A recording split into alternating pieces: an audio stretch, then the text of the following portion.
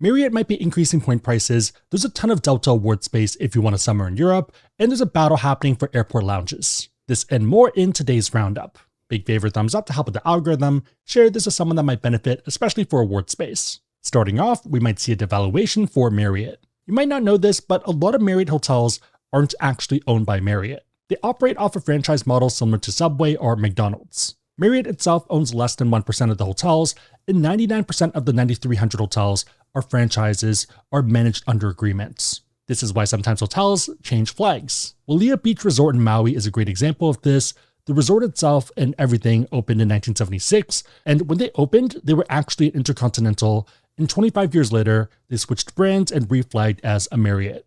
The other way also happens, so for example, Marriott's becoming Hilton's and oftentimes Hyatt's. With all of that said, some Marriott owners aren't happy. 51 owners, representing nearly 1,000 hotels, are demanding that Marriott revise their rules for their program so they get a bigger slice of the pie.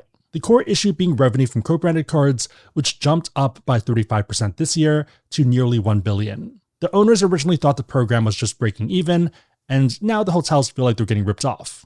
Looking at the 5-year for Marriott's stock price, there is some credence there. Marriott, Hilton, IHG, and Hilton are up about 150 to 182% in the last 5 years compared to SPY, so S&P, which is only up 75%, so arguably twice as good. The key point being that the corporate side of the hotels are doing great. On the franchisee end, they're arguing that they're the ones bearing the cost of the rooms when people are using credit card points. Hence why they want a slice of the credit card agreement pie. At a minimum, they want the compensation for loyalty program stays to be on par with what they receive from third-party online travel agencies like Expedia. I don't think that's going to happen because Expedia takes 20%, so for an $850 stay, they might be paying $170 to Expedia, and then $680 flows to the hotel. When you redeem points for hotels, oftentimes it's a fraction of that, unless it's very full. The employee MMP rate is a good proxy. So for example, last minute for the W Maldives might be $845 on the front end, and then for the MMP employee rate, it might be $169. Generally, this number is servicing plus the opportunity cost of giving up a room, and in the summer it tends to be pretty low since it's monsoon season, so $169 is probably actually servicing. If you do want to go, I'd personally aim for late October, since it's easier to patch together a point stay using certificates and intro bonuses. On one hand, there's great value for us if you know what you're doing. On the other hand, the hotels are getting the short end of the stick. At the same time, hotels did know this going in, so it shouldn't be a surprise. Historically, and this is true of the other brands as well, they never got market rate compensation, and that's just not how it works. The main draw of points is to either fill dead inventory or drive traffic and brand recognition. I do get that it is a bit of a weird spot. If you're a hotel owner, you see Marriott making more money, but it's not flowing to you and it feels like a scam. On the other hand, a lot of hotels have started to nickel and dime people, and they've been doing this stuff for years, and they just don't really care about the customer experience. Breakfast is another good example of this, and even parking in rural areas can be problematic now. If Marriott does give them a bigger slice of the pie, do they stop cutting corners? Maybe unfair, but I just don't think they do that because they're going to min-max. That's what makes sense for them, especially when there's no consequences for not following brand guidelines. But yeah, curious what you think the outcome will be and what you think is fair. My hope is that they don't end up paying the hotel's market rate because that would mean a massive devaluation to the program to the point that the points probably won't make any sense. If you're looking for a new intro bonus, consider the Chase Sapphire Preferred Card. The limited time offer is pretty solid. You're getting 100,000 bonus points after 5,000 spent on purchases in the first 3 months from account opening. 100K bonus points is worth a minimum of $1,000 in cash back or as a statement credit, and my target is 2 cents per point, so $2,000 in value by transferring out to partners to redeem for business and first class flights. There is a $95 annual fee, but I did just update the card to improve the hotel credit, which helps a lot of people break even. There also are new multipliers, which can help long term if you are trying to earn more points. If you want to run the numbers, we do have a calculator on the site, and it should pop up if you search AskSebby CSP worth it. On a side note, if you want to learn more about this card or pretty much any other card out there, and you want to support the channel, we have links on the website, AskSebby.com, and also down below in the description box. Make sure the links are competitive and that the cards make sense for you, but otherwise it's a huge way to support the channel, so thank you in advance. If your natural spend isn't high enough, make sure not to force it. Overspending doesn't really make sense. I consider estimated tax payments, especially if you have dividend income or if you're not a W-2 employee. Another option is just business spend, especially for the intro bonus component. One tool I like is today's sponsor, Melio. If you're a business, you can manage paying and getting paid through Melio. Melio allows you to pay your vendors with ACH, credit cards, and other options, and vendors can get paid however they want. This means that you can pay by card, even for vendors that don't accept cards. They do charge a fee for credit cards, but it can still make a ton of sense for intro bonuses where you get value beyond the fee. Another good use case is free night awards that are tied to spend. Let's say a Hilton Anywhere night that you get for 15K spend. It does depend on your situation, but if you're into aspirational travel, then the math tends to work out really well. Topping off for elite status, whether United, Delta, or Hyatt, being another great option. The numbers do have to make sense, but a good option to have in your toolkit ready to go. Try it yourself, go to the link here or down below, sign up for free, and schedule your first payment today. Speaking of intro bonuses, Delta just dumped a bunch of award space for the summer. We're seeing some Asia, but mostly Europe. Great opportunity though if you are looking to travel. As someone that has a lot of Delta miles, the annoying part about them is that they're usually pretty mediocre unless there's a big dump. Lots of ways to look for space, whether directly or using tools. For Asia, you're mostly looking to leave from either Mexico or Minneapolis to Incheon for 120K for business class. You also could do 50K for economy or 86K for premium economy, but I feel like 120K for business is going to be the move. A lot of these do have a ton of space, so here are 9 seats, which is awesome, and it's on the A350. It's not first class, but it is a solid business, especially from a US carrier. If I had to pick from the big 3, it would be Delta One in the A350. Less good, but if you want to do a 2-in-1 trip, Honolulu to Haneda, Tokyo is 130K, but definitely less of a deal. Okay, what about Europe? If you want to reposition, then there are a bunch of options in the 105K range. For example, down in Panama City to fly to Amsterdam, and it's going to be using Delta miles to book KLM, and it's 105K and $53. Another option is Panama City to Paris with Air France, and same pricing here. If you are looking for that 2-in-1 trip, Costa Rica, Mexico City, and Monterrey are options as well. If you'd rather not reposition or make it a shorter reposition, then US has a ton of picks. These are going to be from Atlanta, Boston, Cincinnati, Detroit, JFK, New York, Minneapolis, Seattle, and also Salt Lake City. Basically all the Delta hubs. Most of these do have a pretty insane amount of space, and I'd just recommend taking a look or using an engine and seeing what pops up. For example, this is when it starts for Atlanta, end of June, and you have Munich, Dublin, Zurich, Frankfurt, Brussels, and Rome. It's all 115K for business. Going to the back end of August, you have Barcelona, Naples, Venice, and London. What we're looking for is at 115K, but there are going to be some dates that are 150K, which I'm guessing are just the ones that have ran out of 115K ones. Main idea being that Delta has this much room that they're trying to get rid of, and they're moving this batch at 115K. After this one, it gets more expensive. For Boston, you have Dublin, Barcelona, Rome, Lisbon, Paris, and Milan. Same ending date range of mid-August, so lots of options. I'm just going to speed run the rest, but feel free to pause and, again, check your dates. For Cincinnati, it's only Paris, but not bad at all if you're from there. For Detroit, you have Dublin, Munich, Paris, Rome, and Frankfurt. For JFK, you have a ton and a lot of interesting ones, including Berlin and Prague. I don't think we've seen those two yet. They also have Zurich, which we also saw with Atlanta, but isn't really prominent in the other ones. One of the other benefits of starting from JFK is that you can visit the Delta One lounge in JFK. This is a business class only lounge, and it's pretty solid. I'd put it into the top 3 of Delta lounges in the US. The LA one's still my favorite, and Seattle has a pretty good vibe. New York is busy, but great restaurant team. For MSP, it's pretty vanilla: Dublin, Paris, Rome, and London. Same thing with Seattle, London, Paris, Rome, and that's it. For Salt Lake, it's just Paris and London. I do need to dig into this a bit more to figure out where I want to go, but I'm probably repositioning in either New York, Boston, or Atlanta. Yeah, pretty open to any destinations if you have any suggestions. Also, why you might want to have points and miles ready to go.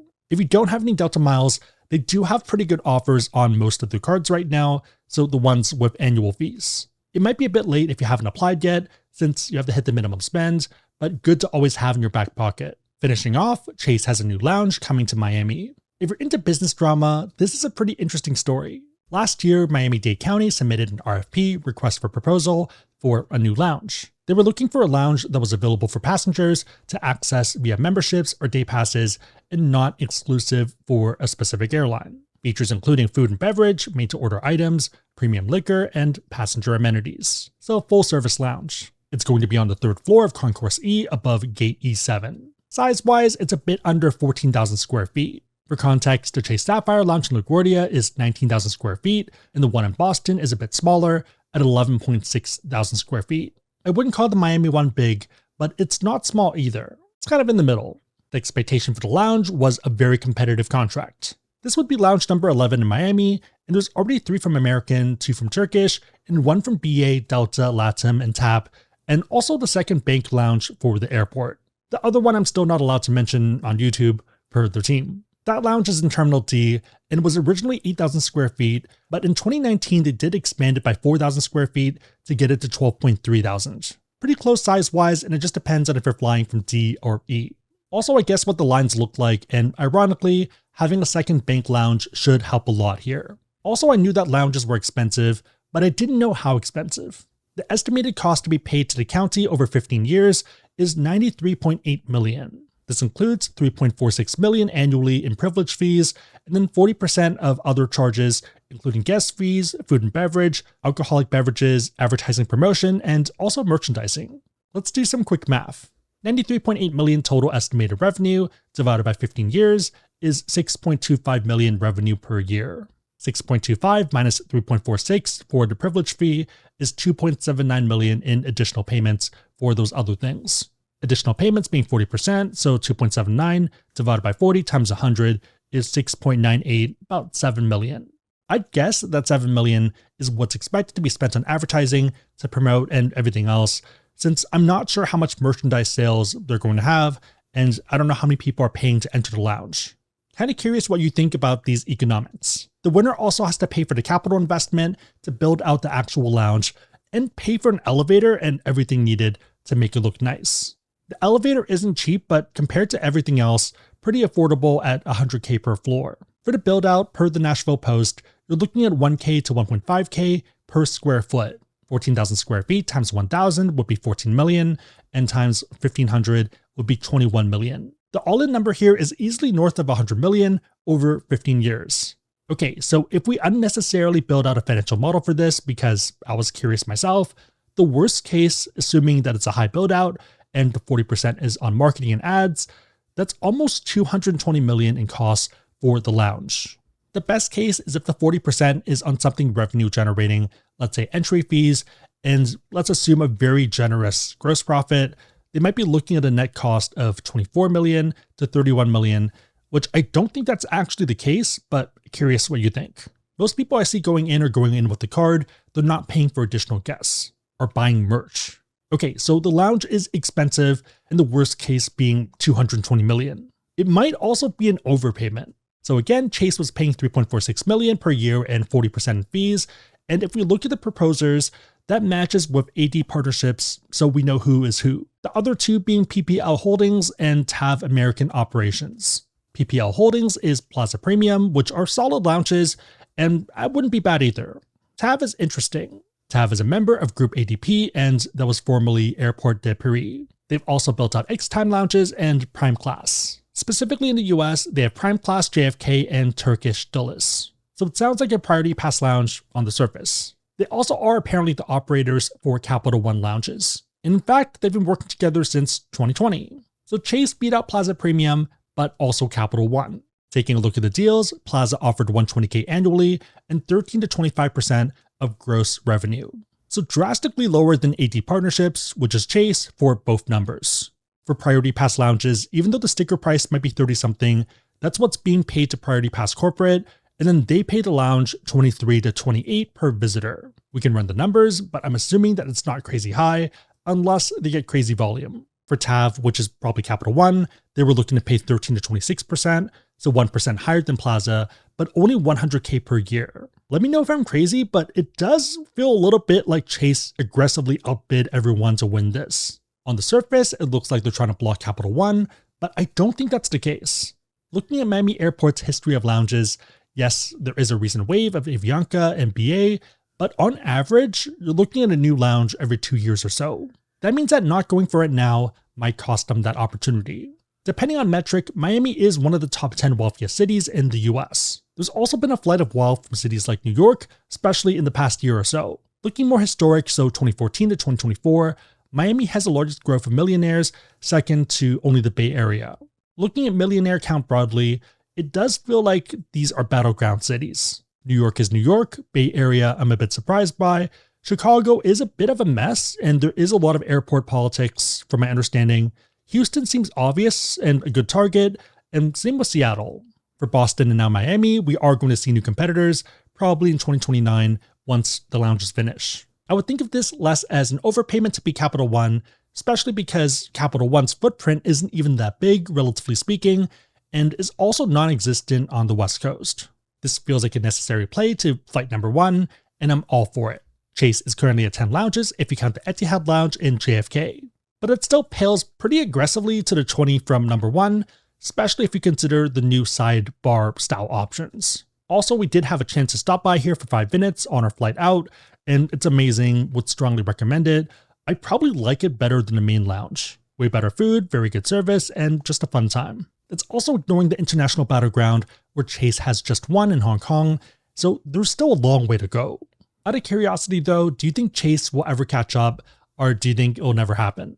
Is it just Sisyphus pushing the boulder and it's a long-term futile process? Again, if you want to learn about cards, we have links on the website, AskSebby.com, and also down below in the description box. And if you're curious, all legal affiliate disclosures can also be found below in the description box. If you made it to this point, leave a boulder or rock emoji in the comments down below, and I'll try to heart it and also respond. 3 questions. Number 1, what do you think will happen to the whole Marriott situation and whether our points will be devalued? Number 2, are you booking anything for Delta One and what should I consider? And number 3, what's your view on this whole lounge battle? Let me know and everyone else know in the comments down below. Big favorite, thumbs up, share this, but otherwise hope you liked it. See you next time.